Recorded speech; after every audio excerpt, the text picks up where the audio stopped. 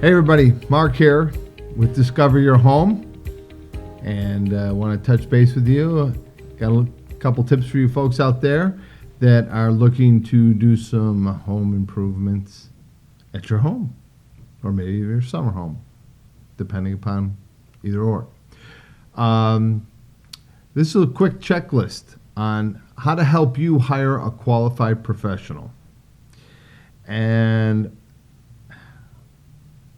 being in the service industry for the last 30 years, I have seen and heard some of the worst stories when folks are dealing with contractors or service people, and they didn't get exactly what they had wanted. So let me tell you, I remember my wife coming home and telling me that the wonderful lady cutting her hair, told her that they hired these guys to come in and do some painting of their cabinets, get them all prepped and painted and everything. And she came home one day and she said, first of all, the project took like 3 weeks to do. It was only a kitchen and like a living room. And one day she came home, one of the guys was up in her master bathroom shaving. And then the straw that broke the camel's back was they had sprayed the cabinets right in place, but they never covered anything, including the black leather couch in the family room. So they were certainly a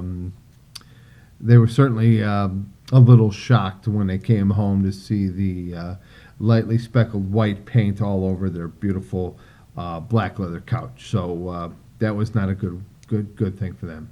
I've also run into a customer the other day that had a challenge that simply they wanted a master bathroom remodeled, and usually should take about a month's time. This took them about 6 months' time, and in the end they weren't real happy because it felt like the folks that they hired just weren't as detailed as they thought they would be. So. And the final the final story is one that I was actually had participated in. It was a project we were doing for a longtime customer of mine that had a project that was on their summer home, and they hired a tile guy, and the tile guy was all full of himself. Walked in. We were there probably 2 weeks prior, and he walked in and said, I'm the best tile guy, blah, blah, blah, blah, blah.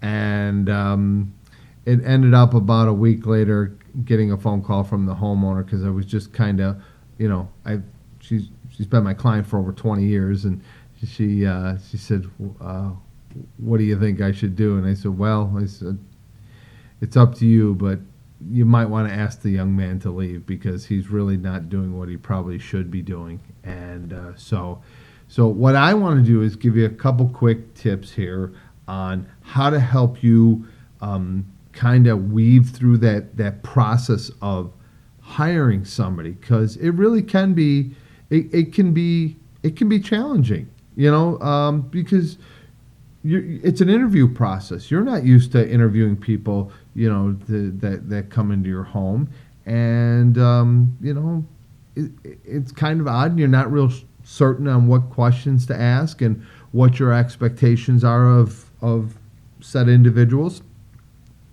I find that when people have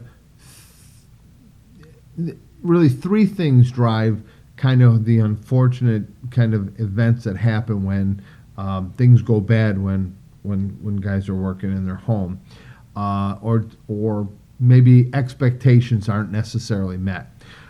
First one is due diligence, and what I mean by that is have you really found out what you want, what they're going to do for you, and kind of go from there. Secondly, they usually get a referral from like a trusted friend, neighbor, or maybe that relative that they have a great relationship with. And third, too good to be true. And I'll kind of go through these all one at a time. So let's talk about due diligence.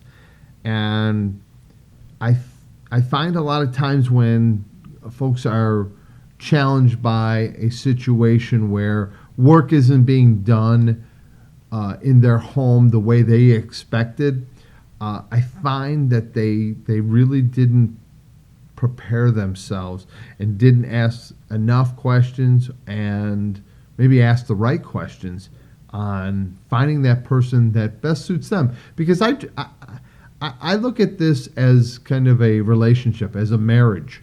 When you hire somebody, you really want them to be there. You don't want to hire 10 different people at 10 different projects. I find that a lot of folks want to find a guy that they like a brother or sister, and want to be able to keep them, coming back to take care of the home, because, somebody's doing work in your home for 10, 15 years, they get to know your home, they get to know your family, they get to know the pets. So there's a comfort, kind of like an old pair of moccasins on your feet that just have been broken in, and you just love them and they feel great. And that's kind of what I'm hopefully helping you guys find when you are looking. So when a lot of times people get nervous and are afraid to ask questions, and honestly, ask. And I always I've coached a lot of youth sport teams, and I always tell, it's mostly boys because I have 3 of them. So the dumbest question is one that is never asked. And what I mean by that is people are so nervous that they're afraid that they're going to look foolish or silly, they don't ask the question. And I run across that quite a bit. And honestly, ask. Because you're not a professional at remodeling, plumbing, electrical. You're probably really great at engineering, accounting, or maybe a doctor. So you obviously don't know everything, and that's okay. That's good. So you really need to ask. Ask about, hey, who's showing up? What time are they going to start? Who's going to communicate with me? How is it going to be communicated? What's going to be in the proposal? Just make a great list of things that you want to know before they come into your house and do the work that's going to be done in your house. And I'll tell you what, I think the more due diligence you do, because it is your home and it is your responsibility, you know what? Honestly, we all want to have that situation go as planned. Write the check to the service person and send them on their way and be happy. Because there's nothing better than when they solve your problems and everything works out fantastic. I find that guys that are in the service industry, they definitely want to teach you. They want to listen. They want to be able to help. They want to be able to serve. And I find that in most events, when we're dealing with the general public and we're out there, I personally love to get more questions. I've had people come out with a full sheet of paper and have 50 questions on it and go through it and everything, because they get really what they want, and they can be able to sort out that information. So the more detailed, the more diligent you are, I think the greater success you will have in your home for your project. Okay, so let's talk about the trusted referral. And it's kind of funny because I find that most people, when they get a referral, the neighbor or friend or relative say, hey, give Joe a call, he'll take care of you, kind of thing.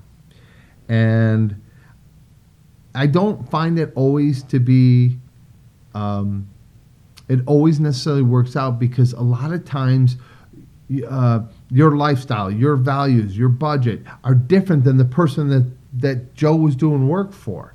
I find that most folks that, you think that, Cindy, my neighbor, is going to send over Joe, but Cindy wants something other than what my expectations are. So not always, double check, when you do that referral. Go back to the due diligence. Make sure you got your little checklist of things that are very important to you, to your family and to your lifestyle. And the third thing was too good to be true. And we've all been there, me included. I can tell you, you walk into a store and you purchase something and you're like, that looks like a really good deal, but there's got to be something wrong. Like there's something priced that's wrong. And you get it home and you're like, doggone it, I knew it was too good to be true. And sometimes what happens is you get a proposal and it's given to you and you're like, wow, this is way different than everyone else's and I'm going to get a great deal here. In some cases you will. But I find more often than not, it's usually too good to be true. There was something that wasn't really in there. And let's go back to that due diligence list and let's make sure that if you're going to get some proposals, and I always recommend getting about 3 proposals, good, solid people that are going to do work in your home. Make sure everybody is bidding apples to apples. It really will serve you well. So hopefully these are some of the things that can help you out in deciding on who you're going to hire and bring into your home that fits your values, your lifestyle, and your budget. Thanks again for joining us. I'm Mark. This is Discover Your Home. We'll see you guys next week. If we can answer any questions for you, we'd love to. Thanks again.